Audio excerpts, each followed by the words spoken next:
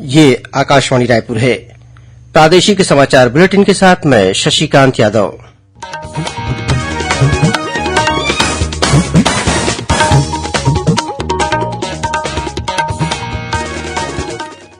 और अब पेश है आज के मुख्य समाचार। प्रधानमंत्री नरेंद्र मोदी ने भारत को वर्ष 2047 तक एक विकसित राष्ट्र बनाने के लिए प्रत्येक गांव, तहसील और जिले में विकास का दीप जलाने का आह्वान किया है। ईडी ने छत्तीसगढ़ उच्च न्यायालय में याचिका दायर कर कथित कोयला घोटाला और अवैध वसूली मामले में भी सीबीआई जांच कराने की मांग की है। मतदाता सूची में नाम जुड़वाने के लिए कल 19 और 20 अगस्त को मतदान केंद्रों में विशेष शिविर का आयोजन किया जाएगा और मौसम विभाग ने अगले 12 घंटों के दौरान प्रदेश के कांकेर, बीजापुर और नारायणपुर जिले में 1-2 स्थानों पर भारी से अति भारी वर्षा होने की चेतावनी दी।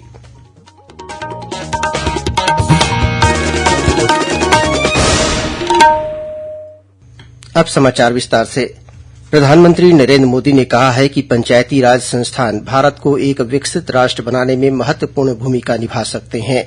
वीडियो कॉन्फ्रेंस के माध्यम से दादरा और नागर हवेली तथा दमन और दीव में क्षेत्रीय पंचायती राज परिषद की एक बैठक को संबोधित करते हुए श्री मोदी ने कहा कि पंचायतें लोकतंत्र के स्तंभ हैं।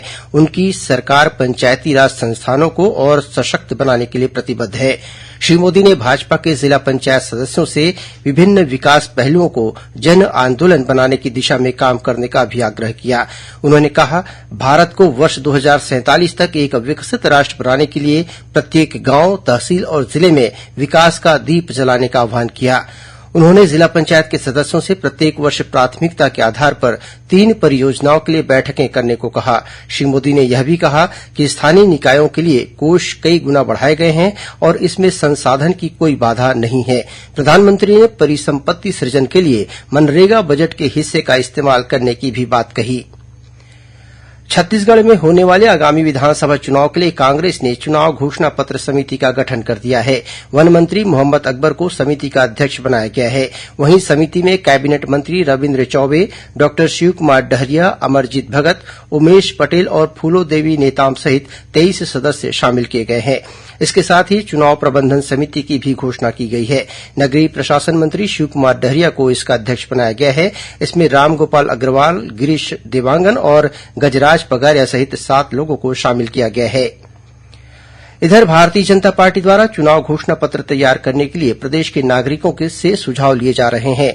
रायपुर स्थित भाजपा कार्यालय में पत्रकारों से चर्चा करते हुए प्रदेश चुनाव घोषणा पत्र समिति के सह संयोजक अमर अग्रवाल ने बताया कि अब तक लगभग 50,000 सुझाव पार्टी को प्राप्त हो चुके हैं। श्री अग्रवाल ने बताया कि पार्टी कार्यकर्ता सुझाव पेटी के साथ विधानसभा स्तर तक गांव-गांव और घर-घर जाकर लोगों से सुझाव एकत्रित कर रहे हैं। उन्होंने बताया कि व्यक्तिगत भेंट कर सुझाव लेने के साथ ही पार्टी द्वारा मोबाइल नंबर और ईमेल आईडी के माध्यम से भी सुझाव लिए जा रहे हैं।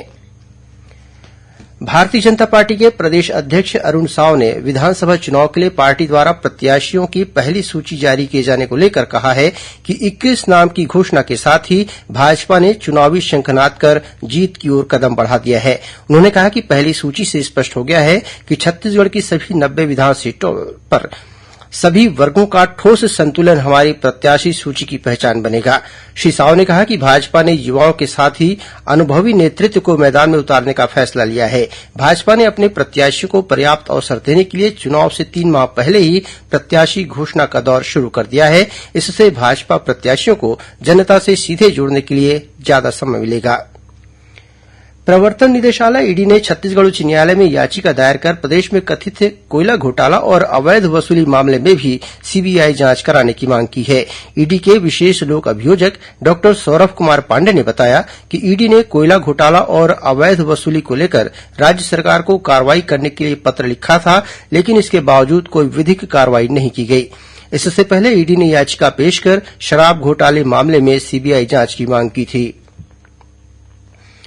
आगामी शिक्षा सत्र से प्रदेश के स्कूलों में कक्षा 1 से 5वीं तक छत्तीसगढ़ी भाषा के साथ ही आदिवासी क्षेत्रों में स्थानीय बोली को पाठ्यक्रम में शामिल किया जाएगा।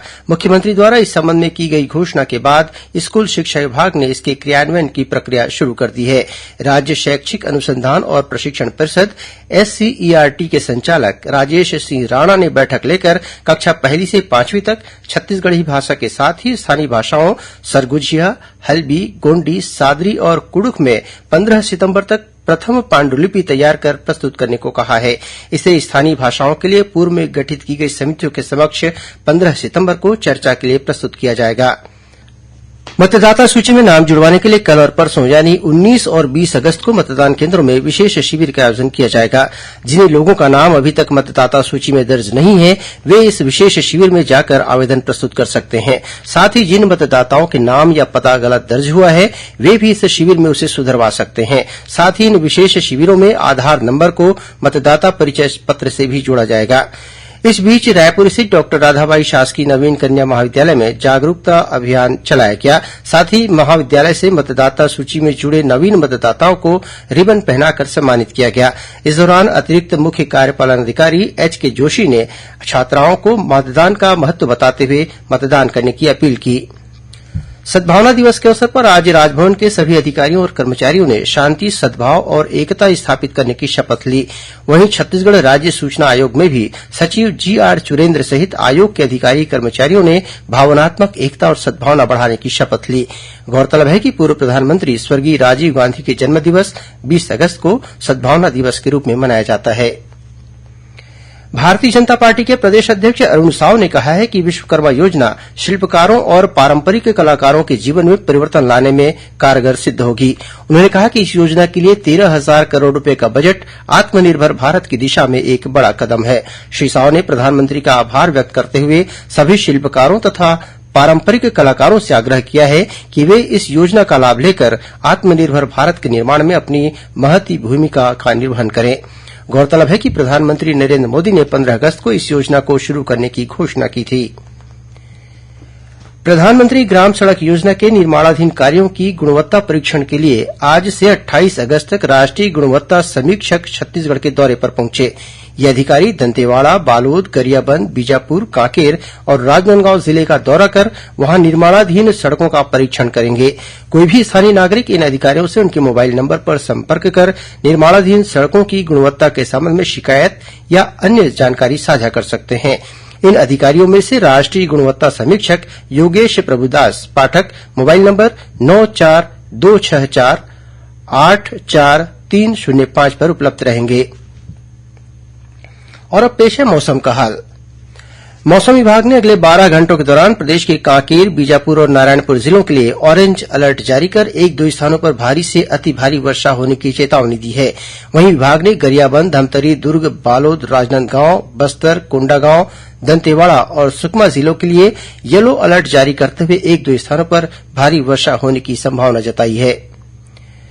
श्रोताओं, प्रादेशिक समाचार एकांश के समसामयिक विषयों पर आधारित कार्यक्रम बातों बातों में इस बार मेरी माटी मेरा देश अभियान पर रायपुर के नेहरू युवा केन्द्र के अधिकारी अर्पित तिवारी से ली गई भेंटवार्ता प्रसारित की जाएगी। इसका प्रसारण आकाशवाणी केन्द्र रायपुर से कल 19 अगस्त को सुबह 10:30 बजे से किया जाएगा। इसे छत्तीसगढ़ स्थित आकाशवाणी के सभी केन्द्र रिले करेंगे। और अब कुछ अन्य खबरें संक्षेप में। मुख्यमंत्री भूपेश बघेल ने हिमाचल प्रदेश के आपदा पीड़ितों के लिए सहायता राशि के रूप में 11 करोड़ रुपए देने की घोषणा की है। रेलवे द्वारा बिलासपुर स्थित दक्षिण पूर्व मध्य रेलवे मुख्यालय के साथ ही रायपुर रेल मंडल और रेलवे कारखानों में 18 सितंबर को पेंशन अदालत का आयोजन किया जाएगा। इस मौके पर जिन सेवानिवृत्त रेल कर्मचारियों को पेंशन संबंधी कोई शिकायत है, वे 10 सितंबर तक अपना आवेदन दे सकते हैं। रायपुर स्थित पॉलिटेक्निक कॉलेज में आज प्लेसमेंट कैंप का आयोजन किया गया। इस अवसर पर उपस्थित युवाओं को मतदाता जागरूकता कार्यक्रम के तहत मतदान के लिए शपथ दिलाई गई। रायपुर जिला रोजगार केन्द्र द्वारा कल 19 अगस्त को बीरगांव स्थित इंडस्ट्रियल सेक्टर में अडवाणी स्कूल में रोजगार मेले का आयोजन किया जाएगा। इसमें 300 से अधिक पदों पर भर्ती की जाएगी। लोक सेवा आयोग ने चिकित्सा शिक्षा आयुष विभाग के अंतर्गत व्याख्याता के साक्षात्कार में प्राप्त अंकों के मेरिट क्रम के आधार पर वर्गवार चयन सूची जारी कर दी है।